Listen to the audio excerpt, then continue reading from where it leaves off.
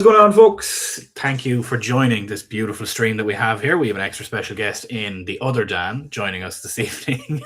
So this will be a bit of a, shall we classify it as the reasonable Reds, I guess is probably the best way that you could really describe this trio. But we'll be talking about a couple of different things. We'll be talking about obviously Denzel Dumphries being linked, which I think is a hilarious link considering he's injured until the end of February. Other people saying, let's go get Javario Reed for right back. Well, he has a hamstring injury and he's out until the end of March, which is another funny one. But we'll have a look at a couple of the games that we've played so far. We'll have a look at, obviously, thoughts on Mo Salah. Is he washed? Is it time to pack his bags and learn Arabic, even though he probably knows it?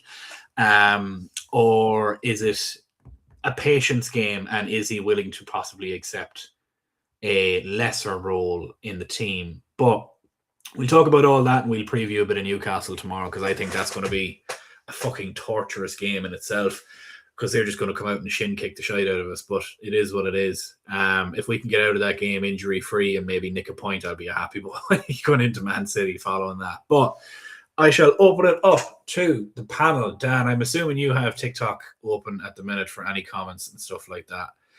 If you have it on your iPad. American Dan is who I'm speaking to about that. I'm just going to put it on my other screen. It just might be, cool. I'm going to click on the tab again to make sure that my audio comes through. Because unfortunately, Restream doesn't show any TikTok comments that would come through, which is a shame, because I would love to be talking to all the beautiful people, but it is what it is. But yeah, myself and English Dan have been chatting for a while, so American Dan, I suppose, is probably the best way to go about this. We'll go English Dan and American Dan. A couple of thoughts on, when was the last time we spoke, Dan? It was probably before, was it before Marseille? It was before Bournemouth. It was before Bournemouth was the last time we spoke. Yeah, so which I chat about Marseille. So give me your thoughts on Bournemouth, how you viewed the game, how the chat imploded and everybody said, let's go swan dive into the Mersey. And give me a couple of your thoughts then about the Carabao game as well. So for the Bournemouth game, I thought it was weird because I thought we played very well that first half, and then we went, what was it, 2-0 down at the half in 7 minutes off of what was that sequence? That was when they scored. A ball went over the top. Virgil van Dijk missed a clearance, his second one of the season so far. And then they cut it back. They score a goal, and in the process, Joe Gomez gets absolutely clattered, which is fine, by the way. Then ends up going. He's a bone bruise. Like, then he ends up going off. They refuse to kick the ball out and play with 10 men for 7 minutes, and immediately then concede a second because we're defending with 3 at the back. They overload on the left-hand side, where their right-hand side, our left-hand side, and they get in behind and slot in a second one. That is how they went 2-0 up before halftime, and how we look so disjointed after getting smacked with a haymaker a couple of minutes into the game. Yeah, so I thought up until that point we were doing very well, and if Virgil van Dijk just does a basic clearance, like no one's complaining. We're probably 1-0 up going to the halftime. And in that second half, I think we probably score a second or a third. Bournemouth probably pull one back, but I think after that point we win the game. It's just it encompasses what the season's been, which is your key players making big mistakes in key moments and punishing the side, and then being dents in the head when you don't need to be. We've shown so much tactical nous over the years, and this is just one of the seasons where all that has gone out the window for whatever reason. You know, people, the argument at the time was like, oh, Slot's lost the dressing room. He's an idiot because he's telling them to kick it out and they're not doing it. I'm like, I just think the players, one, don't hear him, or two, like they're just fucking stupid. Like, they're just being fucking stupid in the moment where they're like, let's just try and score a goal. Because Endo's there waiting for like 3 to 4 minutes before Bournemouth even score. Yeah. And listen, that happens. This is not a situation where they didn't do this under Klopp. We've had a lot of very dense, idiotic. But I love the argument of, oh, he's lost the dressing room, but then they immediately go and pull back a 2-goal deficit. I'm like, okay, well, if he lost the dressing room, why didn't number 3 or number 4 go into the net before we even got one? We ended up pulling 2 back, and I'm kind of like, okay, but that's not a team that's given up on the manager, clearly. That was Dom's free kick, and what was the other goal? A Virgil set piece. That's right. We scored that. Yeah. He scored that header before halftime.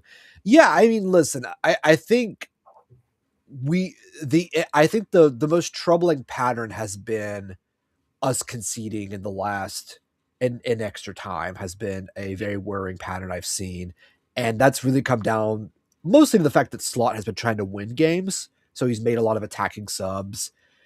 But I just think also at the end of games, it's just been too. No one's taking responsibility. Like Verge doesn't take responsibility for the throw in. Allison is floundering. He's on the ground. I don't know what he's doing. Like no one takes charge in that situation. So you're looking at a situation where you can have so many things you want to say about Slot this year, and I think he's deserving plenty of criticism. But so many times during games, I'm looking at the players. I'm just like, what are you doing? What are any of you doing? Like Arne Slot is not out there telling them, don't defend a set piece, don't play the ball quickly, play slow, make mistakes. Like he's not out there giving them this instruction. So the reality of the situation is that the players dug themselves in a hole. They then dig themselves out, and then they lose the game. Did Slot get his selection wrong? I don't really think so. He selected the team he had to select. Did he get the subs wrong? I think the subs he made were the only reasonable subs he had at the time with the bench he had. Could he put on Ramsey or whatever? Brought in a youth center back and put him on Nallo? Sure, but Nallo. Yesterday was the first time. Not yesterday. Wednesday was the first time Nallo did not get sent off in a start. So I understand Arne not saying, "Yep, throw Nallo in and try not to get sent off this time, lad." It's just But then on your point on Ramsey in the last 4 years, since he came to nearly 4 years, 3.5 years, Ramsey in the last 3.5 years has played 1,100 senior team minutes. No, I agree, and he's been injured. So I'm kind of sat there like, okay, you want to bring Ramsey on, but you're bringing on a wholly unexperienced right back while you're down 2-0 or you're drawing 2-2 to one of the most intense running teams in the Premier League, and his only cameo so far has been in a really weak. I thought he played fantastic. I thought he should get more opportunities following that Crystal Palace game. Yeah. But looking at the bigger picture, and also looking at the fact that you have Jadon Danns getting injured, you have Stefan Bajcetic suffering setback after setback after setback, and I don't think he's going to make it now, which really saddens me, in my opinion. But you're looking at these guys and you're like, you really need to manage the minutes of these youth guys, which is why he's managing minutes of Rio and he's managing minutes of Trey. Yeah. And then you have fans being like, why doesn't he play him? And I'm like, because he's a 17-year-old child. I keep saying that and sending in a Jeffrey Epstein gif every time. It's like, just play Rio. I'm just like Epstein gif every time. It's like, no one should be this obsessed with 17-year-olds. He played the most minutes of anyone at that age. And let's look at the evidence of players who have played for Liverpool at that age. How well's it gone for most of them? Not very well at all. I mean, Raheem Sterling broken. Yeah, but that's the one of. You know what I mean? It's great when we pick the one of and we pick the top one, and he comes in and did really well, of course. But Stefan Bajcetic, ever since we started playing him, it's just been problem after problem after problem for the poor lad. So. But for every Raheem Sterling, there's 100 other lads that just broke. It's like a pyramid, isn't it? The pyramid of youth. This is why there's so many people are so obsessed with the idea about, Slot's not done very well with youth development. I mean, I disagree. I think a number of the players we signed for lots of money, by the way, actually count as youth players, to be totally honest. And the idea of going and bringing in somebody who is from our academy, the only people who will play from our academy are those who are good enough. That's the simple truth of it. I mentioned to you earlier today, Stephen, the club has obviously opened up LFC Academy as its own independent social media page, and I think that's probably their beginning to evidence the fact that the youth team, the under-21s and the under-18s, are separate entity to the first team. There's no sort of one family here. It's a case of you will be promoted to the first team. It will not be a sort of, because you're doing well the under-21s, that automatically means you're just going to end up coming into the first team at some point. You're going to get there if you're good enough, but also when you're ready. And those two things, might not always be, lined up at the same time. Yeah. So Indy, a lot of this idea really comes from the fact that a lot of people have just bought hook, line, and sinker Indy Kyla's just absolute unverifiable bullshit. Because it's, if you really think about it, all this stem from the fact that it said Indy was saying Arne Slot is fighting with Richard Hughes because Richard Hughes wants Arne Slot to watch youth games, and I'm like, first of all, at the La AXA, his office can see the youth pitch. He can watch youth games anytime he wants to. Artislav's job is not to manage the youth team. It's just not. He's not the U21, U17 manager. Now, he's not the manager full stop. He's the head coach of the first team. Yeah, he's not there to manage. He's there to coach. Simple as that. So, and I understand that we get caught up in the mythology of the Carabao Cup win against Chelsea with essentially a team of youngsters. If anybody remembers that game, Chelsea should have won in extra time. They had like 7 or 8 shots on target that don't go in, and then Verge gets that wondrous header. Like, it's not the youth team was outplaying Chelsea by any way, shape, or form. But some people named Charlie Webb think Bobby Clark is the next Zinedine Zidane. So I can't help delusional. Yeah, that's going fucking well for him. And then people talking about Tyler Morton too. And I'm like, nobody, show me anybody who wanted to keep him 12 months ago. Show me anyone. I think Trey Nyoni is already a better player now than Tyler Morton is now. Like, you can watch Trey Nyoni play, and he already looks a way better midfielder than ever Tyler Morton ever did. But it's the simple fact of, like, people are like, oh, Slot never gave him a chance. Slot gave him more of a chance than Klopp did. Klopp gave him 9 games and about 500 minutes in 4 years. Slot gave him 5 games and nearly 300 minutes in 1 year. Steve, you're forgetting Klopp played him in the Porto game where Thiago said he was good. That's all you need to know. He played one time at home to Porto. You know what the problem is? And I'm going to come out and say it. They don't think Slot is sexy, and they're still shagging their dad in Jurgen Klopp. No, I agree. That's basically most people's fucking problem. Dan, you were in the group chat. I literally said all of you guys are just stuck in nostalgia. You want Steven Gerrard to be the manager and Daddy Alonso to be the manager. You just want to go back to being nostalgic in the early 2000s. You see, for me, it's the oversimplification of it, and it's the fact that the goalposts are moved to the fact that, I mean, I said last season when it was Slot coming in, I said Liverpool should be challenging for the title. It's evidence it was there pre even on a Slot sign in the paperwork. I said that any manager who comes into the Liverpool team this season, that one there should be challenging for the title. I was told top 4 in a cup run's good enough. Top 4 in a cup run's good enough. I was told that repeatedly. We got a title out of it. The club then goes, and I mean, you know it already, Dan. We made 7 swaps. It wasn't 7 new signings. It was 7 swaps. And one of them died. Yeah. And quite literally, one of them has died, for God's sakes. Which is easily forgotten about, by the way. Now, everyone, no one's giving that any thing for Slot anymore. No one's giving that anymore. They're like, oh, well, we didn't have to deal with that. That any manager would now be just fixing the problems. No, the club is going through its transition. It's building the new Liverpool for the next 10 years. The players that Liverpool signed, barring Alexander Isak, are all what you would deem as young players. 23, 22, 21, 17. Jeremy Frimpong, but he's still out. I mean, was he 25? Is he now? 24, 25? He's 25. He's 25, so he's in the senior category, but we needed a senior right back because we already have a young right back in Conor Bradley. So we didn't need to sign a youth right back. We needed somebody who's more senior to come into the team. So, I mean, even Ahmedashvili, when we signed him the season before last, he was a young goalkeeper. This is a young team that Liverpool's trying to build, and it isn't finished. It's not finished. This isn't like next season we'll go again with what we've got, gang, and bring in 1 or 2 players. It's not. It's going to be more work that needs to be done. And there's been a coupling of trying to bring new young players into a league and get them to work well within a new system and a new team, coupled with what happened pre-season, and then coupled with the fact that we've had a number of our most senior key players who, like you said before, they just shoot themselves in the foot constantly or completely look like a different player in Mo Salah. It's a funny one, to be honest with you, because as you said, Dan, we done swaps. We swapped 7 lads in. It was 7 lads out, 7 lads in. And I think if you count Diogo Jota's tragic passing in that as well, you get to 8 on the way out. Yep. I think. Yep.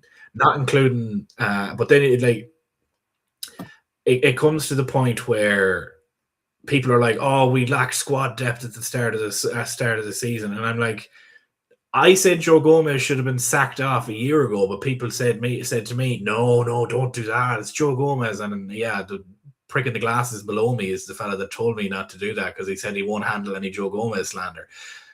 Joe Gomez I is won't made handle. of glass. I won't handle any Gomez. Joe Gomez is made of glass. On his day, when he is playing, he is a phenomenal ball-playing centre-back and a brilliant defender. If not for injuries, he would have been England's best defender over the last 10 years.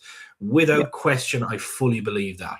However, your best ability is availability. If you are kissed by God with the footballing ability of Messi, Ronaldo, and fucking Bastian Schweinsteiger and Kevin De Bruyne and fucking Franz Beckenbauer and all these lads thrown into one. I don't know any of these players' names. You're making them up, Steve. These are all made-up players. If you're only able to play one game a week when your team is playing 3 to 4 games every 7 to 10 days, you're no good. Your ability is great and all, but you're no good. Thiago is one of the most gifted footballers I've ever seen put on a Liverpool shirt. He only played 50% of the time. And that's a problem. Because first of all, the nostalgia, Steve, the nostalgia that comes in with that one, Thiago, no one will have a word said about him. When I sat there and went, listen, what was it? Zero goals, 0 assists, but 472 thumbs ups. Kind of thing. He's here for the vibes. Yeah, but that's the situation that I'm on about, and I'm kind of like, people are saying, "Oh, well, let's get this guy and let's get this guy." I'm like, you can't just do that. It's just not. It's, to me, in my own opinion, either the masses are incredibly stupid, which is highly likely, or they're incredibly ignorant, which is also highly likely, and they want the quick answer, the quick solution, and they're not willing to look for the forest between the trees, if that makes sense, or the trees between the forest, however that saying would go. And it's a situation where the way that this season has gone and the way that they're still publicly backing Slot, and they're obviously in the background being like, look, lad, we need to make sure that we hit Champions League football to make sure this plan keeps going. And if we do, happy days, you'll keep job, cool beans. They're not sacking him unless it gets completely untenable. And that's not going to happen, in my opinion. He's their man, and they're not going to be willing to admit that they got it wrong. This is the thing. It's still an idea that they chose him. Remember, they were the brains. They're the laptop geeks that obviously that we called them, and he was not only that, their choice. Them publicly backing him, and then now people saying, "Oh, they're not giving him any funds in January. They're not backing him." And I'm like, do you realize how many Januaries Jurgen Klopp went without a transfer? Were they not backing Jurgen Klopp then during the bad times when Klopp was going through a poor run of form? No, because as Dan mentioned, nostalgia. Nobody wants to remember the bad times when Jurgen Klopp went nearly 10 home games in a row without a win.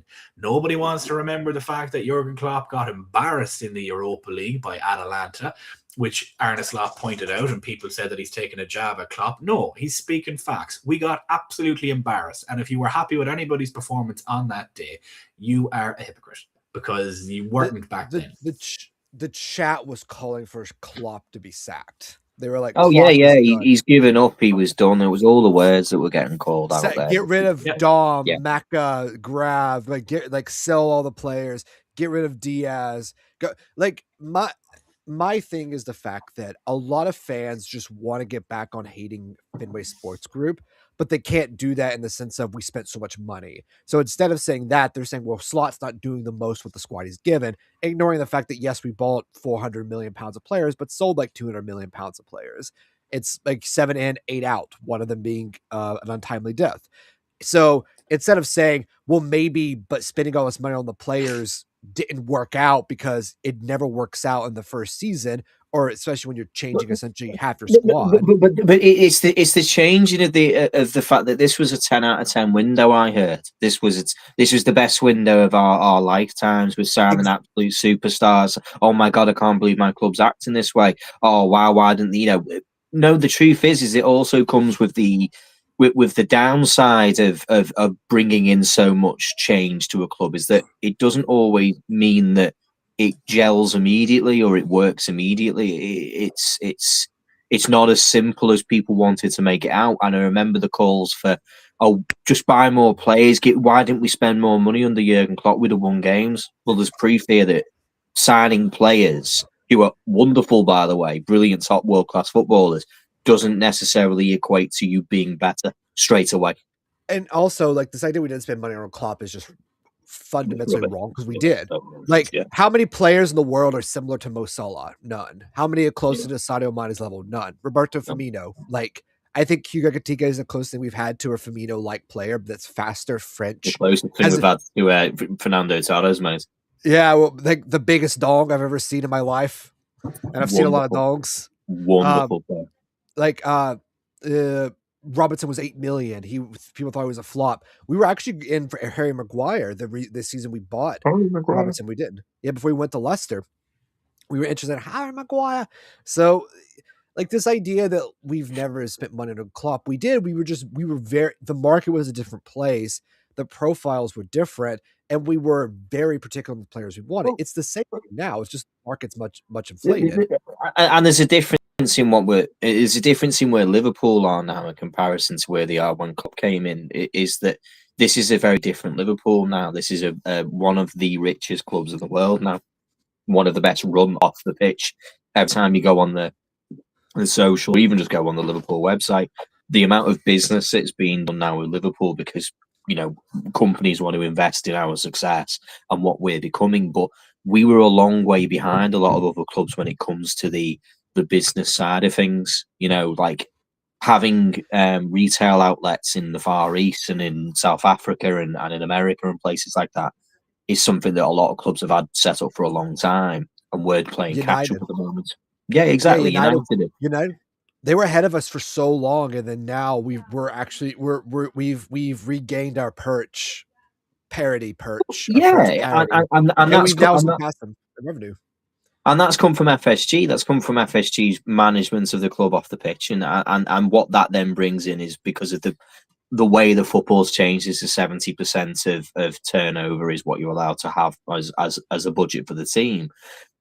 If you're not making that turnover off the pitch by getting these investments and finding all these things, and I've had these arguments about the reason that you shouldn't ever have to put the prices of the tickets up for the match-going fans. Put them into a hospitality, or you like, that's fine. If you're playing the hospitality package, then you've got the money to pay for the hospitality package. Do what you like. But even putting it up 1% is unnecessary. And I know people will go, well, why are you saying that? Oh, it's only, I don't know, it's only £18 or something. But the fact of the matter is it compounds. If it's 1% every season, it doesn't become 1%. It becomes an awful lot of money 10 years down the line when they've all compounded those 1%. And then all of a sudden, what is a working class game and still is a working class game is becoming a little bit like what you have over in America, where it's not so much a spectacle of, like fans who go week in, week out. It is more of a case of, it's an event of which new people come every week. New people come every week to experience the Miami Heat or whoever, just as an example.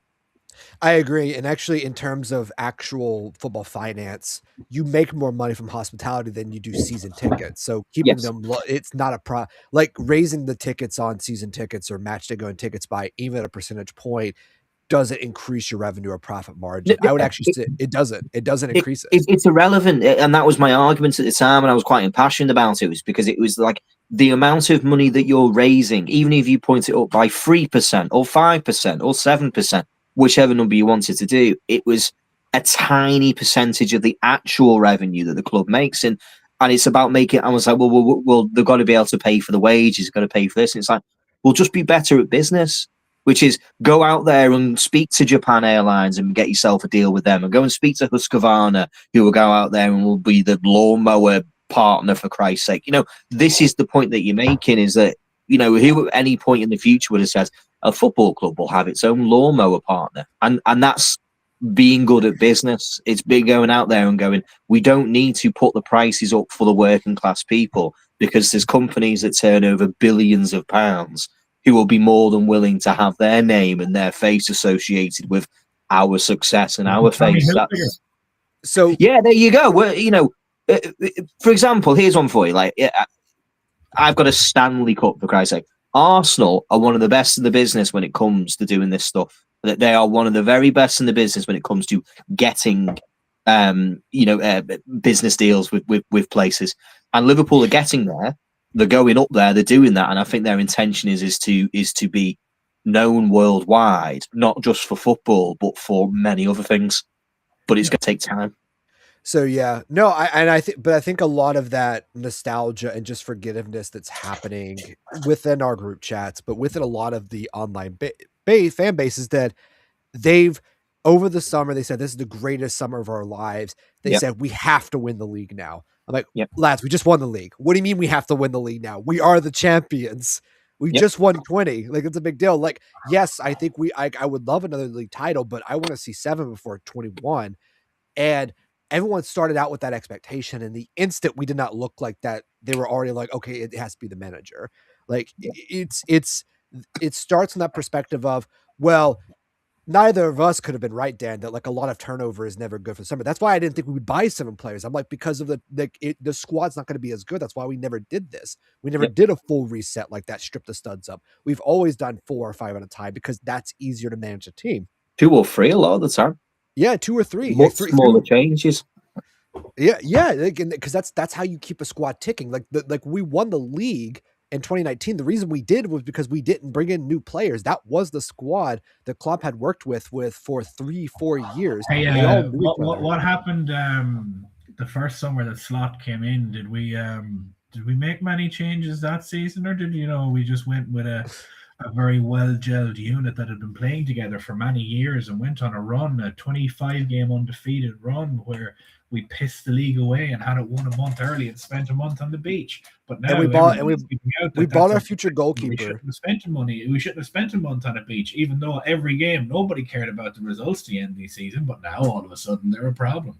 Nobody cared about football in the last. But Stephen, month. They're being used. They're being used in the statistics now. They're being used in the statistics when it comes to like, the last 45 games using his percentage of win rate. It's like, that's convenience, isn't it? Yeah, the 17 games. Well, I mean, if you want to go with his win percentage, he is the single greatest Champions League manager ever with a 77% win rate in Champions League. In Liverpool history. Better than Liverpool Paisley. History. So you can take your Jurgen Klopp, you can take your Paisleys, you can take your Shanks, you can take your Hoolies, you can take your Benitez, shove up your ass. You can shove them up your hole. It's the bald fraud that nobody likes that is the best winning manager in the Champions League for Liverpool. So you can either sit on it, like, if you want to use the numbers for the games, cool. Nobody, I dare you to find me somebody complaining about the football in the last month of the season after we slapped Spurs 5-1, or whatever it was. No, Steve, you don't understand. We were playing bad ever since February. Our run of form started bad in February. Yeah. Craig was here. I've heard Dan, I've heard January. I heard we were playing bad in January of last year. 12 months we've played badly, apparently. Listen, did our form drop off in January of last year? Yes. Did we look a bit tired by March and April? Yes. We also stopped playing after we got knocked out by PSG and we won the league. Like, we played well enough to beat Spurs, then we kind of just like stopped giving a fuck. I wanted us to get 90 points because I thought it would be a big marker to place for the squad, showing, hey, we passed it. Like, Arsenal have never done this under all of Arteta's massive Basque mountain shagging brilliance. He's never broke 90 points. 27 center backs he's bought, and he still hasn't broke 90 points in the league. I would have taken that as a big marker for the squad. We didn't do it. I didn't care. Like, everyone was having a blast, and it's just everyone's just supposed to be right in retrospective. They can't just say, I like, it sucks now. Everyone's supposed to be right. It would be a miserable fucking cunt about the shit. I can't. Like, we won a league title and people were bitching. We created a new group chat. But Dan, because they didn't enjoy it. Yeah, but they didn't enjoy it enough. I've said it. Yeah, no, it's not. I remember sitting there going like that, and it was December. I remember this. I'm on a stream last year, and I think it was November. I had the Premier League trophy in my picture and went, for me, there was no doubt that it wasn't going to happen. Like, it just wasn't. But I kept getting told that, we're not going to. What if we get an injury to Van Dijk and Salah? What if this? What if a meteor hits Anfield? It's like living in the what ifs, constantly living in what if this happens, what if this happens. Well, seriously, all the what ifs decided to fucking rear their head this season. Yeah, and here we are now, after the very best of times, by the way, which is something to say. You've got to enjoy the good times, and that's the point. If you don't enjoy the good times, then when this comes around, you just wallow in the fact that it isn't as good. No one's happy with it. I'm not enjoying watching the games. That Carabao game was the first game I've watched where I actually enjoyed us for a while. I actually had fun watching Liverpool play football, because a lot of the football I've been moaning about to you, Stephen, on voice notes and putting in the chat there for Dan to read is I'm absolutely fed up to the back teeth of every game being about set pieces, how referees allow a throw-in to take over 25 seconds because it's a long one. What's going on here? Well, like, why is this okay? Why does the referee treat it like a free kick? I'm watching like this, looking at the players like the jostling and stuff. No, give him 6 seconds, and if he hasn't thrown the ball in 6 seconds, then you give it the other team, because I don't want to see this. I can throw the ball into the box. I can do that. 7 seconds to release the ball from his hands. Yeah. Why the fuck are they? So why is it not the same for everything else? I remember. But they don't even it should be the same for everything else. Either. They're going to have to get really strict on that, or teams are going to start bitching and moaning about it properly. Like the Crystal Palace game that we played, I think on average it was a minute per throw-in. I remember. Remember like a year or 2 years ago when they said they were going to crack down on all of this time wasting, and it was like 10 minutes of extra time every game, in 8 minutes in the halves, and that's magically stopped happening now with these long set pieces. Like the reason we're in this situation is also because the rule changes are allowing teams to take it to walk those fine lines, and they just decide the ball's in play the lowest it's ever been since they started 54 minutes. 50 minutes. So that's the equivalent of one half of football. As well, on average. What was that, Steve? Equivalent of one half of the game, the ball is being played of football, and we can all just go home.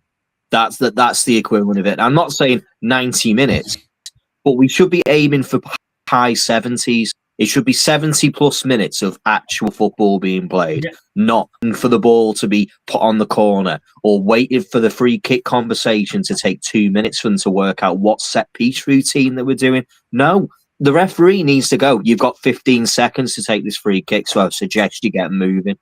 I'm not interested in whatever plan that you've been working on. I've got a game here that people have paid a load of money to come and watch, and they want to watch football. That's what they come to see. And I think that's exactly. The pitch clock's been the best thing to baseball forever, because I actually go to baseball games and enjoy them now over at Fenway Park. Before, I never enjoyed watching baseball. Now I did, because it actually moves very quickly. It doesn't go on for 4 or 5 hours. It moves on 2 hours, and you're like, okay, we're moving on now.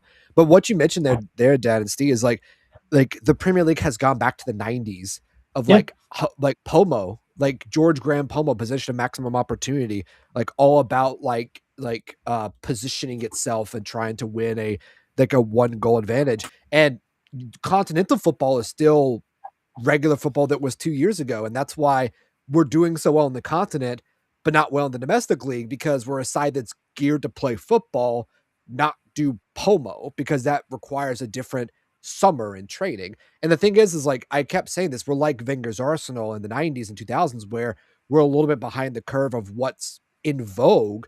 But literally next year, if Slot's the manager, whoever, when everyone's fit and firing, we have another summer, we're probably going to be the best footballing team in the league. We have better footballers than Manchester City do. Have you seen the City team play? They're selling Oscar Bob.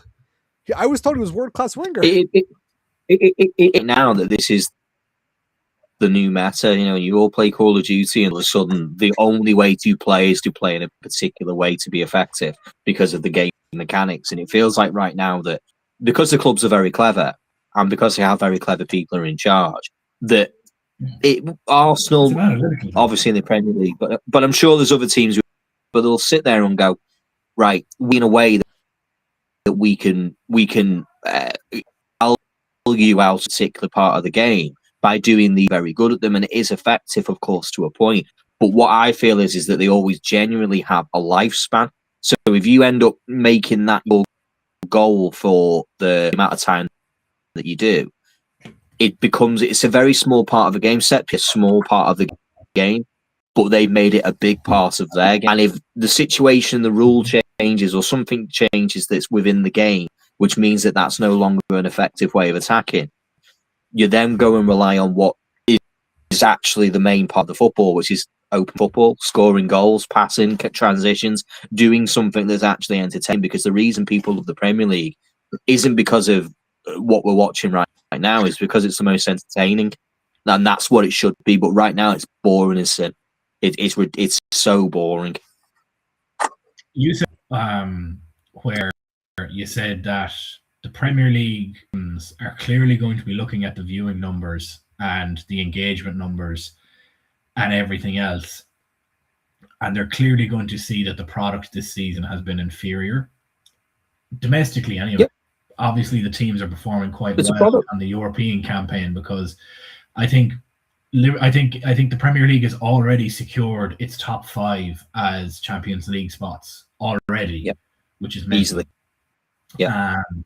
So with that, the way you said it to me, Dan, is that the Premier League is going to take a look at it and they're going to be like, this is a shit product. We're selling a product. Something's going to have to give here. So they'll end up doing a rule change. And I think it was you that mentioned to me, you said that any contact on the keeper whatsoever, any contact with the defender, none of this body checking or screening like they do in basketball, where that's not going to be happening anymore. And if there's any of that whatsoever, the referee will just blow the whistle, give a free out. If there's even anything that general tossling, general jostling and all that stuff, sound, no problem. That's part of the game. You need to be physical.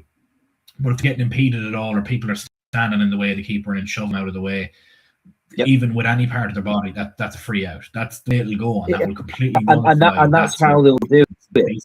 That's how they'll do it. There's loads of easy ways that the Premier League could sit here and influence it, because as much as people might not want, it is a product. The football, yes, on the sporting element of it is that to win football matches. And if we think the best way of winning football matches is by having long throws and doing corners and free kick teams that take up 25 minutes of the match just for us to do, where the ball isn't being played in no play, but we back ourselves to at least one goal out of those situations. That's your problem. The Premier League will look at it and go, we sell this to the world. When we're the broadcasters and we sit down and go, right, this is what we've got to offer. Right now, we've broken it's all 0-0 draws in the Premier League than all last 2 seasons, and it's only halfway through. That's a problem. That's not good. That's not what they want to see. People, not saying that draws are a bad thing, but people want entertainment, and goals are entertainment. Look at the Italian league. It's horrendous. No one comes to watch the Italian league because nobody's scoring enough goals in general. This will change, and as you said there, you can change it by going, right, anytime the goalkeeper has any form of contact, we're going to give a free kick. Anytime that it takes any longer than 15 seconds, we're going to give it the other way. You can change it in a flash. So if you make your set pieces, it can be taken away from you. Something that's took you years or months to build up to be as good as you are can be taken away on a stroke of a pen, genuinely, or a typing in on a screen. Go, right, this is how we change the rules. There you go, get on with that. And then all of a sudden, everything that you are good at now becomes irrelevant. Yeah. No, I completely agree with you. Champions League game. I thought it was fascinating that they actually had to get a result to qualify, and I love the new format. I love the new format too. Like that Benfica game was wild. Oh, and then Benfica get Real Madrid in the next round again anyway. Oh, I love it. I jumped on the feet. It was absolutely brilliant. Oh, I loved it. I know so many people were against it, and I was like, no, this is going to be class. Every game is going to matter unless you absolutely blitz it and can piss your last game. Every game is going to matter, and it's going to come down to the last day, and everybody plays at the same time. Like the amount of games that went back and forth, and how I was looking at every different game. I was in the pub watching it, and I was like, okay, Chelsea have done this. That means they're ahead of us. We need to get a goal, and so on and so forth. And I was looking at like 4 teams behind us, and I was like, if these 4 end up a certain way, we're out, basically. Or I say out. We qualified for the top, the extra 2 games. We hadn't qualified top 8, and I was just like, a win does it, a draw maybe does it, a draw doesn't do it if these 4 results happen. And I think City had to win by like 4. Chelsea, I think, at Atalanta needed to win by 6. Mental. Yeah, that kind of a way. But then you get games like that Benfica game, and I will say this with a beautiful smile on my face. The fact that Benfica's goalkeeper's goal knocked out Marseille and that little rapey cunt in Marseille and Mason Greenwood that he is completely gone and no longer participating in European competitions this year. Oh, pure. There were actual Liverpool LFC fan accounts saying the Salah replacement is right there and tagging Mason Greenwood. I'm like, you cannot. Not in mine. Can I ask? Like, I will boycott the club area in a continent. I will firebomb Anfield. I will firebomb Anfield if they bought Mason Greenwood. Were these accounts located in a particular sector of West Africa, a continent in the hemisphere? West Africa. Yeah, West Africa. No, this is the thing. It's just how people clearly disconnected from. I mean, if you don't, I don't want it to being a know it. It's like you are aware of the curated image of Liverpool. Like, do you really think that they're going to sit there and go, right? Do you know who we need to bring into this club? Someone who's been accused of something like that. That's who we should bring in. No, it's not going to happen. Like it's. We are squeaky clean. There's a reason Liverpool players generally don't really seem to have anything that's going on in the background. Is they do so much off the pitch. Yeah, they do so much off the pitch when it comes to background checking of players that, in general, they don't bring a lot of personal, kind of background noise to the play. We're actually, but that's good. The club wants boring. Hugo Ekitike, to be honest with you, they probably give him kittens looking at his Instagram. His Instagram probably gives him kids with that. What's he posted now? What's this? No, Dom said we had to risk it all. He's obviously calling for Slot's head if we don't risk it all and sign him. Listen, Karabag, the Azerbaijani team. Would you believe they actually drew 2-2 with Chelsea? And they beat France and they beat Atletico Madrid. So they're not pushovers, and we made them look like pushovers. But I heard we were shite. Dan. I heard Slot's the ball fraud. Alonso was in the oven, was he? Was Alonso in the oven? Alonso's in the oven. He's hitting. I just love that narrative of Slot's out of his depth tactically. I'm like, no, he's not, because he put Mo Salah on a pedestal last season to absolutely blitz every record in the league, and then you're like, oh well, he's not using Mo Salah right this season. I'm like, the fuck he isn't. Salah just isn't putting the ball in the back of the net. Like you can't. I seen a clip and I said it to Dan. I seen a clip and I posted it on my own Twitter where there was every big chance that Liverpool missed so far this season. Isak had 5. He was in second place. Salah had 10. Salah has missed 10 big chances. The most recent of which was fucking Bournemouth. Yep. Or was it Marseille? It was the Marseille one was absolutely horrendous. I mean, it's something that I'd do at 5-a-side on a Thursday night. To be honest with you, I couldn't believe the shot he took. That's something I did 3 days ago, and I'm right-footed. And I did that exact finish. I had to eat my words with the free kick. To be fair, when he scored that one, I said, "Oh, don't give it to Salah. He's going to take out some poor kid. He's going to take out some poor kid in the disabled section or something." Do you know what I mean? Because in general, give Mo Salah a set piece, and for some reason he can never seem to hit the target. Because I think I can only remember him scored 1 or 2 free kicks ever before. For us, he just doesn't seem to be very good at. But that one, I suppose you could say it's not a free kick because it was a rolling ball. But it was a great finish, and happy days. I'll take that, and that's what we need to see. But for the rest of the season, I told you the one, and this is the one that anyone should remember who's watched, watched every game for my sins this season. The one is Chelsea. Florian Wirtz, by some miracle, gets the ball through to Salah. Salah in the prime position, the one that you've seen Salah score. Probably up to going in 50, 60 times a goal, just like that. And he doesn't even hit the target. I couldn't believe what I was seeing. It's like, so somehow, situations like that are Arne Slot's problem. They're his fault. And I'm sorry, just full-grown men who collect their paycheck at the end of every week, and they need to look at themselves and go, did I do everything I could do this week? And a lot of them just haven't. And Mo Salah is one of them.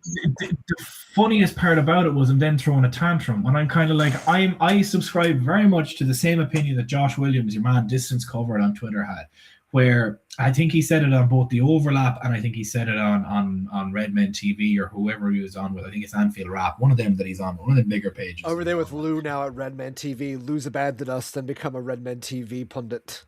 Well, Lou is Lou, but the way he said it is like I agreed with him, and I don't agree with Josh on an awful lot of things, but I found myself agreeing with him an awful lot so far this season, where he seems to be one of the more level-headed people, where he's just like, we have a lot of shit luck this season. But then he went on about Salah, and he was like, I don't subscribe to the situation where it's a superstar throwing his toys out the pram because he's been benched for a week and didn't play in 2 of 3 games before playing in the final game where he came on because of an injury to Joe Gomez or somebody like that, and then ended up scoring a goal against Brighton before going off to AFCON.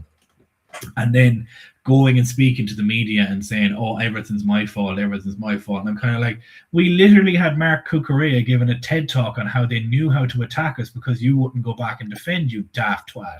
So, like, I'm not sure what you're asking. That's what Slot said. He said we had a plan, but people started. We had the plan. The reason Salah started was because we had the plan, and people weren't getting onto. This is how we are going to be effective. But everyone got onto it because he had enough time to look and go, this is how you attack Liverpool now. So it means that he can't do the thing that was so effective last season. It's only that Salah can't do. Like, Salah was still getting these opportunities, but he wasn't putting them away. Dan, I believe you said it to me about shot on target percentage, where last season it was in the mid 40s. Now it's low 30s. That's an insane drop. And 10%. Then on top of that, he's lost 2 steps of pace. He can't seem to beat his man off a dribble anymore. He can't seem to be able to get a cross into the box or a pass into the box past the first man anymore. I'll give you a couple of examples of games where we really focused on him and it didn't work out. The Nottingham Forest game is a game where he had 80 touches of the ball and gave it away so many times, and we were just caught on the counter consistently. Similar with Bournemouth. The Forest game's a good example in the sense that, by all intents and purposes, we should have won the game, and we lose 3-0 because of giving the ball away from Salah and our forwards and bad positions, and then not defending. Like it really was just that simple. Like it's not complicated. It's not a tactical setup. It's if you lose the ball in a bad area when we're trying to attack, you're going to be open. And we should have won the game. And we lost 3-0 at home. It's not Lads, I'm just going to show you this because is this the Marseille game? This is our pass map against Marseille. Salah had least touches of a player who played 90 minutes in this game. That was pass map against Marseille. I'll show you the rest of them now. I have them here. And you know what? I've not seen that before, but I remember watching that game. I wondered why we hadn't heard anything about Mo Salah. Do you know, as in like good or bad because we'd won the game. I just remember going, I'm sure that Mo Salah didn't do anything other than that terrible shot, and that was it. That's Bournemouth. I don't recall anything else. Yeah. That's Bournemouth right there. And our left side's been our best side. Do you want to see Karabag? There's Karabag. Go on.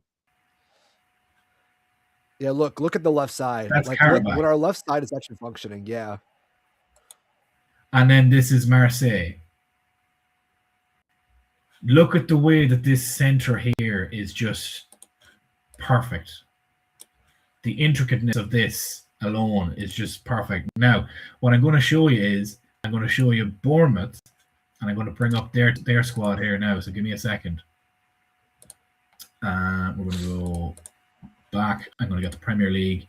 So this is what Salah's heat map was here, by the way. And then this was Bournemouth's pass map. So I'm going to get this up here. Go save states. Results. Save states. No. This was their pass map. This is where Salah is. This is where Salah was all game. They basically played around him because they knew for a fact the second he was here trying to press Senesi or trying to press Truffert, all of a sudden they play it to Cook, Krupi, or Adley, or they play it back to Senesi and he goes here and he goes back to it. He's not tracking back. So Salah was occupying this space the entire game against Bournemouth, couldn't do jack shit with it, and Bournemouth were very happy. And the direction, I get rid of that, the direction of these passes from Jimenez to Scott and Smith to Hill, they were all coming from this left side over here, and they were all ending up in this box here because they knew Salah isn't coming back. Which, in my opinion, is just it's showing what the problem is, and this is what I mean about, like, I'll clear all this now and I'll just reset it, because once you get Liverpool up here again, and I'll take. And the thing is, like, I was gonna say, Szoboszlai is not up there to do his pressing too. Like, that's the other thing too, is that if you look at that map, normally it would be Salah and Szoboszlai there. But Szoboszlai was playing deeper this game, so it's Salah here, and obviously because of the way the map changes, it doesn't work out with his pressing. But, like, this is the problem with Salah's his age profile and everything, is that he's not a 33-year-old James Milner who will just press and be efficient. He is mercurial. Like, he's someone you try to. He's like, I'll give you all the work in the final third. The problem is in that game, there's no one there to do the running for him. Like, look at that, Steve. Look at that gap. That's 30 yards between Wirtz and Salah in that map. It's like, I think it's like it's about 40 yards between Salah and Frimpong, and that. Like, that's, like, you can drive London traffic through those gaps, through those passing gaps as well. But that's been the problem with Salah this year. That's why Salah. It's not even those gaps. It's this here, right? So just to note this here, and then Kirk has just been completely isolated up here. This was our passing map. Gakpo didn't really get involved in the game. That's fine. You're a striker. You're feeding off scraps most of the time. But every game so far this season that we have played poorly in, this is who we have focused giving the ball to on the offensive side of it. And he is not able to do anything with it. And English Dan, you mentioned something to me what I thought was very poignant. You said that Bournemouth game very much looked like Slot was handing Salah the rope to hang himself with, which I thought was very apt, in my own opinion. Yeah, he's got to. This is the thing, and I've said this from the start, that as much as the club might well have known last season that they go all the data and all the AI and all the things that cost millions of pounds that we don't even know about, which they'll have access to. They'll absolutely know all this information, and they'll be able to future map players and look at who's going to do what, and what they believe a player is going to end up doing. Even if every piece of that information led them to believe that this was the season that they were going to have, they had no choice but to renew Mo Salah, because ultimately you publicly destroy yourself if you allow your greatest ever Premier League player to walk out the door, even if you know he's finished and he's washed. The only way to prove that to absolutely everybody is to let it happen. Is to sit there and put the situation and go, right, we are going to let you prove us wrong. Our belief is that you are done and dusted here. You think you're not done because you're a superstar.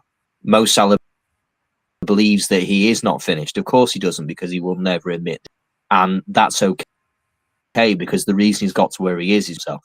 He's had the opinion that he is the best, and that's the reason he's got to where he is. The fact of the matter is age comes to us all. It gets to us at some point, and I believe it's got to Mo Salah. It's also got to a point that football's developed from. He's the last of that front three. He was used to the best ability.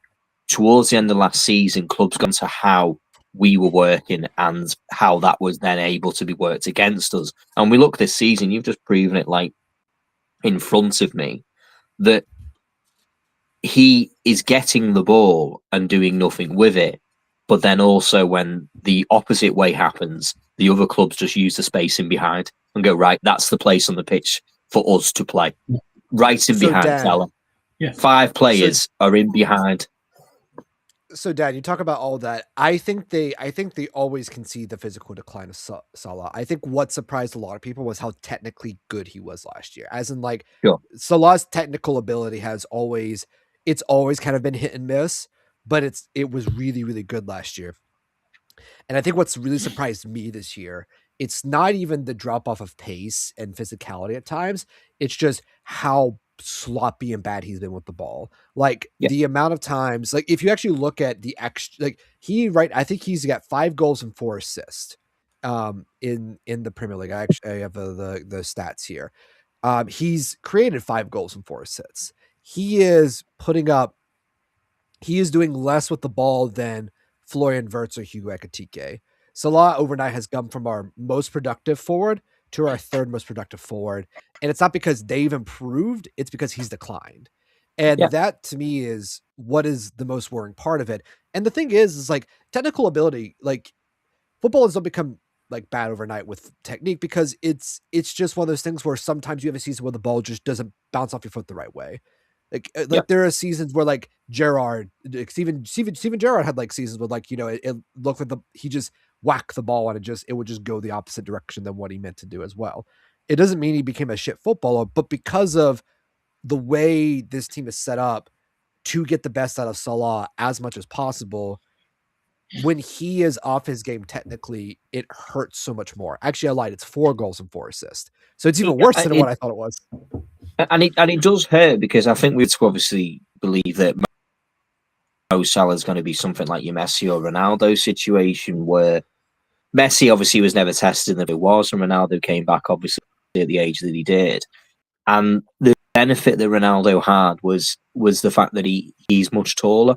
It's, you know, he's a much more physical player. He's a much stronger, taller, powerful sort of man based on just the physics of the two. And you've got Salah, who's 5'7", and unfortunately, when you're not big, you can get swallowed up very quickly in the Premier League. And I think that's what we're seeing. And where perhaps last it was something that could be mitigated through tactics and planning and put in places in places. He could just be in front of the goal, like, which is, as you said, the technical bit was something which you could run with him, that he was a brilliant finisher, that he didn't need to do the physical aspect, because if you gave him the ball in a dangerous position, he would do things above average. He would score goals that were above your XG, say, for example, because he's that good, he's that incredible. Whereas this season, the bits that would have happened last season are not happening this season. He's not finishing the chances or finishing the situations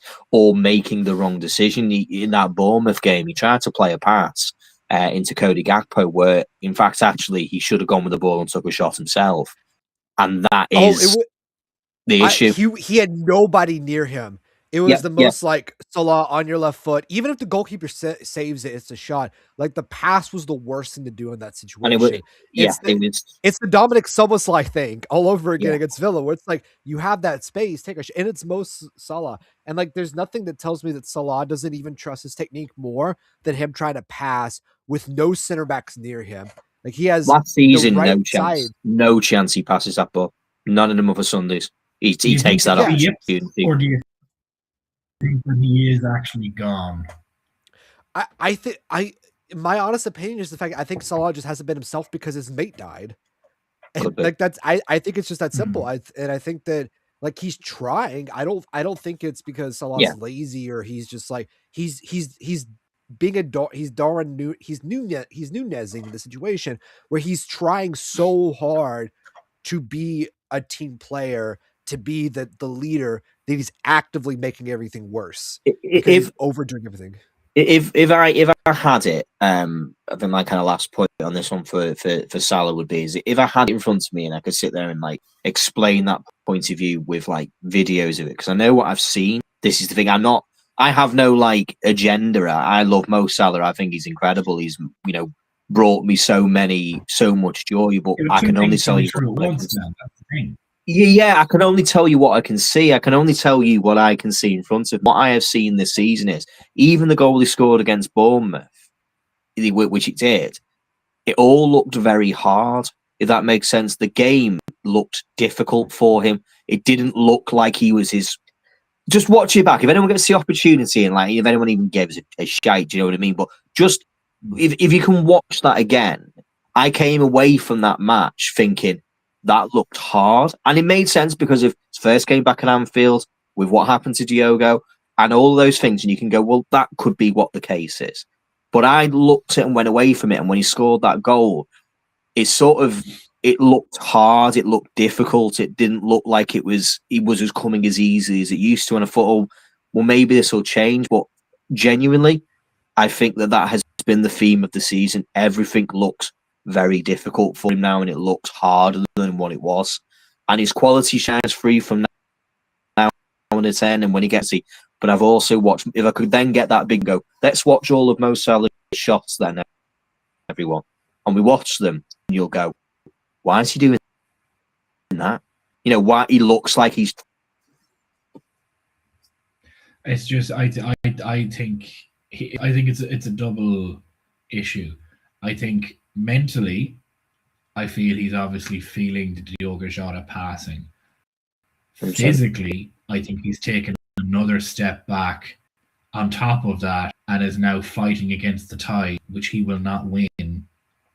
Also, without having two guys doing his running for him in Diaz, Nunez, Jota, Szoboszlai, any combination of the two of them, in some cases a combination of three of them. And he's not having these guys do his running for him. Last season he was given license, and this is where Josh Williams made a great point as well. Last season he was given the creative license to go forward without the need for the responsibility to be as good of a defender or be as active as a defender, because we would do his defending for him. We would defend with 10 men to allow him to cheat and sit higher on the halfway line. And the second we won the ball back, because we had weights in the team, so to speak, or more, shall we say, a more cohesive unit. This core of players had played together for a number of years at this point. And we only brought in Federico Chiesa and sent Mamardashvili on loan.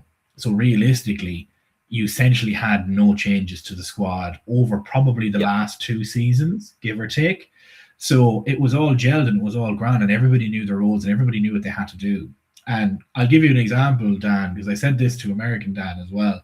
How you know the team hasn't properly gelled well together is because they were passing to Mamardashvili's right foot when he's left-footed. Yeah. And that's something that actually did happen. So when it comes to Mohamed Salah, I feel it's a double issue of maybe it's a mental thing. And that's obviously very hard to get over. And I'm not going to even sit here and pretend that I understand what any of those players are going through or what they're feeling or what they're thinking, because they've lost essentially a family member and a brother. And I can't speak to that whatsoever, nor would I ever try to speak to that. But then again, on the physical side of it, where you're looking at it not through a human aspect, he's then taken another physical step back where he's lost 2 steps of pace now, and he can't beat a man off a dribble. He can't beat a man with a pass. He's questioning himself. He's trying too hard. And is it the yips, or is it just the fact that we squeezed the last ounce of life out of Mohamed Salah, the player, last season, where he had an absolute all-timer and got us a Premier League title, and now it's just you're beating a dead horse, so to speak, and there's maybe just nothing left in the tank for him. And that's fine. That happens. Father Time is undefeated, and it comes for every single player. If anybody can ever figure out when the cliff occurs for player regression, they will have unlocked player development to a level that has hitherto never been heard of before, and they will never have a failed transfer as a result of it. But nobody's able to crack that yet. Just before I go, I mean, it's the old saying, I think it was Paisley or I think it was Shankly, you want the player's legs to go on his wage book, and the idea was almost the quintessential idea what happened with Luis Diaz. People go, we shouldn't have sold Luis Diaz. Luis Diaz wanted to leave for 2 seasons, right? He wanted to leave for 2 seasons. Don't forget that. Everyone just put that he wanted to go, and that's fine. He wanted a different challenge because he was on 17 in the Premier League, because he had a really bad deal when he joined us, because he was on such a small deal at Porto. You're 27 years of age. No one's going to money in the Premier League when you're going to be 28, 29, 32 as a winger who relies on their pace to be effective, which he then went to Germany. He's scoring loads of goals in the Bundesliga and he's on 250,000 euros a week. That's great. But what will happen is that the difference between those two is he's even coming out in interviews and how much time and space he gets to go and play there. It's a retirement to an example. Not retirement, don't take that too literally, but it's a case of he can take a step down in intensity where he can enjoy the fact that he doesn't have world-class players who play for the 15th best team in the English league. You know, because that's how it works here. You've got unbelievable players can play You know, that's it's not a case if you play Freiburg, you know, or Mainz or whoever is going to be in the German league where you don't even know who that geezer is, you know, kind of thing. No one knows who that guy is. It's not like that. But I'm gonna have to shoot anyway, lads. But it's nice speaking to you, and I'll be on very soon. You too, Dan. Next time we're on, we'll give you a shout too. Please do, mate. Take care. See you guys. Bye. Bye. Leave it. See ya. Yeah, hopefully I'll remember how time works, and so we won't have to. Yeah. Well, I kind of got to go too, Dan, because it's coming up to 8:30, and I got to go cook dinner and everything. But pleasure as always to be chatting for over an hour. We'll do it again soon. Real quickly, Newcastle though. How do you think it's going to go? I think they're going to kick the ever-living shit out of us purely from a physicality standpoint. They're just going to go in there and be rough as fuck. I do worry about Anthony Gordon and his pace causing problems on the left wing. And the reason I say that, I think he will only end up creating and causing problems due to us lacking a right back. And I think Curtis Jones is going to end up being there and Szoboszlai is going to end up being further up the pitch. I will tell you right now that if Curtis Jones stays back, similar to the PSV game, mind you, this is exactly what happened in the PSV game, because once Curtis Jones, and I said this so many times to people at the time, I said, because Curtis Jones is staying back, PSV cannot go down that right-hand side and exploit the space behind Salah because nobody is overlapping with him, meaning he's out there on his own. Leave him out there on his own. I don't care. Leave him out there on his own. If the same situation happens against Newcastle, Anthony Gordon will run riot and Charlie Webb will spunk himself into a coma. And that is the problem. So what will happen is that if Curtis Jones stays back and you allow Milos Kerkez to maraud up and down that left-hand side and be a man down that left-hand side, linking up with Wirtz, with Gakpo, with Ekitike, and everybody that can rotate out there, and you leave Salah basically on an island to occupy their right back, just their right back. If they then bring another defender, you can send somebody in running then if that's the case. But you do not take Curtis Jones and make him overlap and underlap with Mohamed Salah. That is not the game we need to play. If you start doing that, they will have so much open space down our right-hand side because Curtis Jones does not have the recovery speed to get back down that byline, and Mohamed Salah will not track back at the same intensity as somebody like a Conor Bradley or like a Jeremy Frimpong. Then you're asking an awful lot of Ibrahima Konate, and you're asking an awful lot of Ryan Gravenberch, who will probably be on that side as well. And then Szoboszlai maybe can cover there too if he's playing in the 10, but now you got to drop Cody Gakpo out of the left wing, and you're kind of like, you need size against this team too. That is my synopsis. Curtis Jones at right back, leave him at right back. Do not let him go past the halfway line. Leave Salah on an island, and we'll win the game. So my thing is, it really comes down to I just want to see him start Conor Bradley. Not Conor Bradley, I'm sorry, Calvin Ramsey. Because I think Calvin Ramsey is a good right back. I know people think that's insane of me, but every time I've ever seen Ramsey play for Liverpool or actually get a run of form, like I know he hasn't played a lot of minutes over the years because of the injuries, but he's been fit for most of the season. He's been available. He is the third choice right back. There's a reason we bought him from Aberdeen. And he was 10 million. Like Aberdeen rated him very highly, and Aberdeen are not what I would say, they're a small club, but like they're a historic Scottish club. Like you're not buying him from like the ass end of like the Hungarian league or something. Like I think if Calvin Ramsey is given a run in the side, I think he'll do very well because I like Calvin Ramsey a lot. I don't know if Slot will do that because I don't know if Slot trust him. And that's kind of like, I think one of the things that criticisms I have of Arne Slot this season is that I think like he could trust and take more risks with players, but obviously because he's trying to win games, he's going to go with what he knows. So it's probably going to be Indo, if I'm being quite honest. And I don't know if I think it'll be a back, because I have a video coming out on this on TikTok tomorrow. This is my lineup now for anybody watching. It is Alisson in goal, Curtis Jones right back, Konate and Virgil, the two centre backs, Kerkez left back, your midfield pivot of Szoboszlai and Gravenberch. You have Wirtz in the 10, Salah on the right wing, Gakpo on the left wing, and Ekitike up top. That means you have Rio Ingamoa to come on for TK, or Gakpo go to that left wing, and the other person that doesn't come off stays at the striker position. You then have Chiesa come on and be the 9 as well if needs be. Salah's going to play 90 minutes. Szoboszlai is going to play 90 minutes. Gravenberch's going to play 90 minutes. But Konate and Virgil are going to play 90 minutes. You then have Robertson that can come off the bench for Kirkes.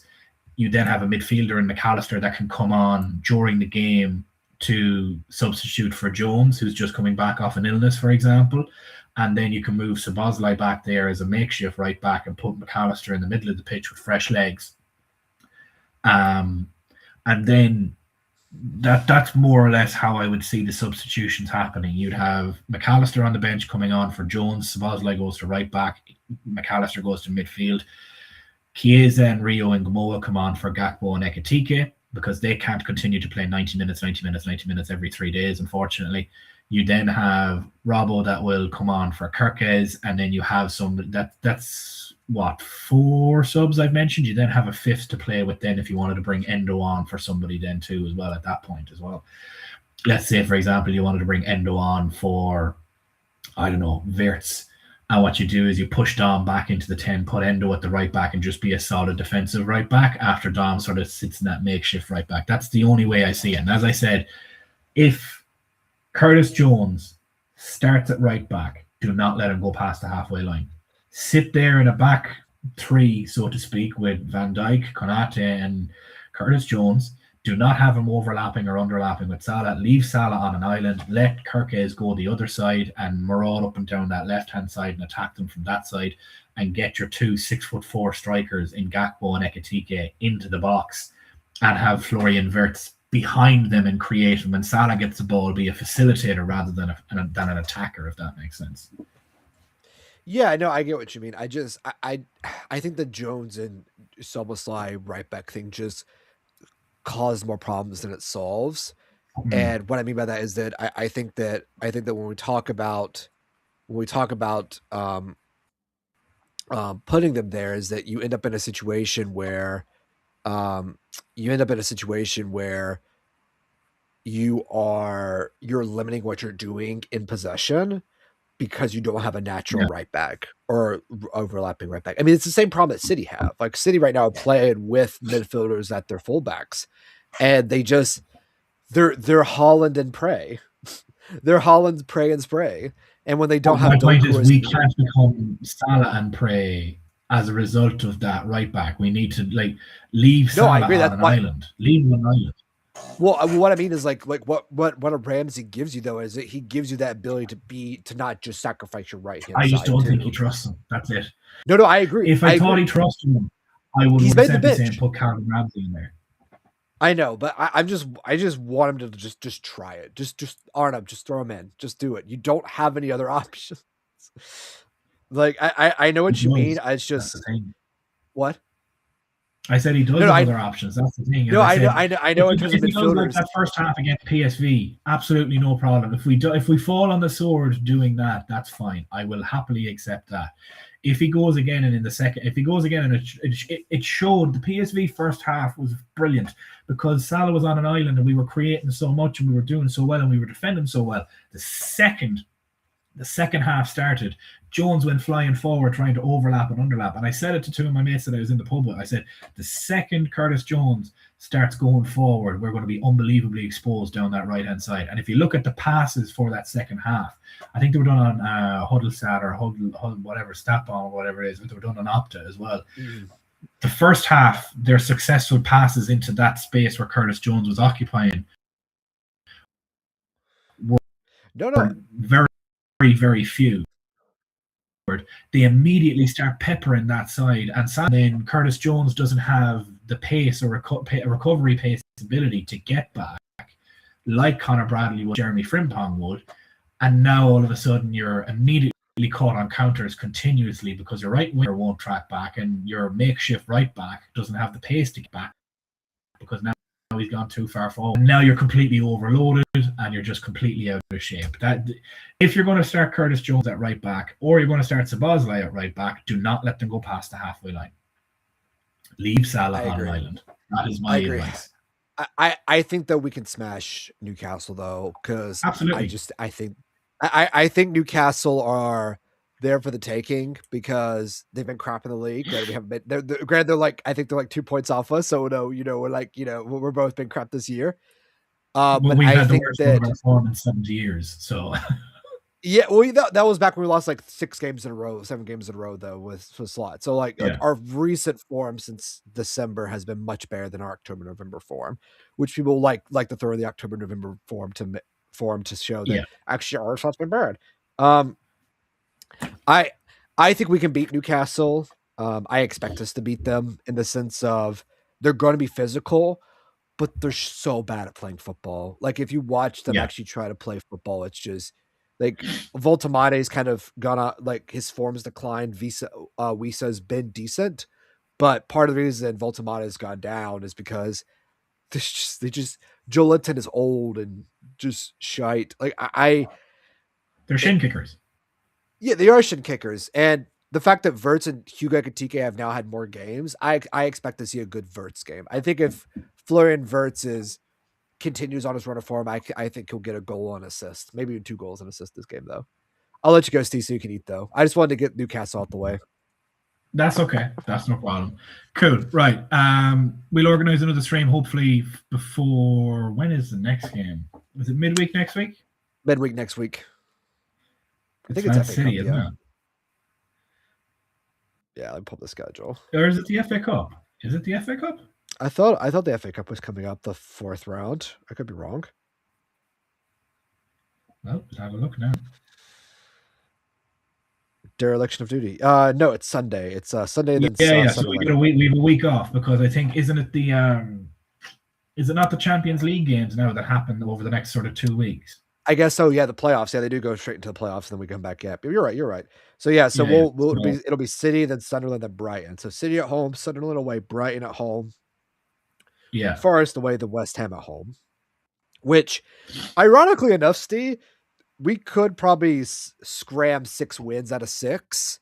So, like just because the way their title race is back on, baby. Well, I was gonna say, like, if we can get, that's 18 points. If we get 14 points out of that 18, I think we'll be third with like 7 points off the top, or 8 points off top. I think we'll claw back a little bit of points on Arsenal because I think Arsenal are I think they just look like they've shit the bed. They've run out of ideas. Like set piece spam has gone away. Upwards. What? Yeah, they're falling upwards. Unless like they somehow get Gyökeres, Sticky Vicky to work. Remember when I said he wouldn't have 20 goals in all competitions? Remember when I said that? I was called an idiot, I was called silly, and I was called all sorts of names. Ekitike has doubled his goals. Just his goals, not even his goal contributions. Ekitike has doubled the goals of Victor Gyökeres, and he's played way less minutes. But fun that, because I was told we're getting a new French Nunes by getting Ekitike, and we should have gone for Victor Gyökeres, but sure, look it. I'm never. What are you talking about? What are you talking about, Lord Garrett? What are you talking about, Lord Garrett? Right, Lord Daniel. I need to go because I need to go cook. It is 20 to 9, and unfortunately, my wife will fucking kill me if I don't go and cook dinner right now because I got steak ready to go. So I will love you. I will leave you, and we shall chat hopefully over the next week because I want to talk a couple of bits about the NFL, some hirings, some firings. 49ers look to be getting in very close to getting their defensive coordinator. Jim Schwartz from the Cleveland Browns could be somebody that's on our radar too. Good hire. We've interviewed Raheem Morris and we've interviewed Gus Bradley too, so it'll be very interesting to see what happens there. But if you get I will love you, I will leave you. Yeah. If we get it's a good hire. See you, Steve. But yeah, I'll talk to you.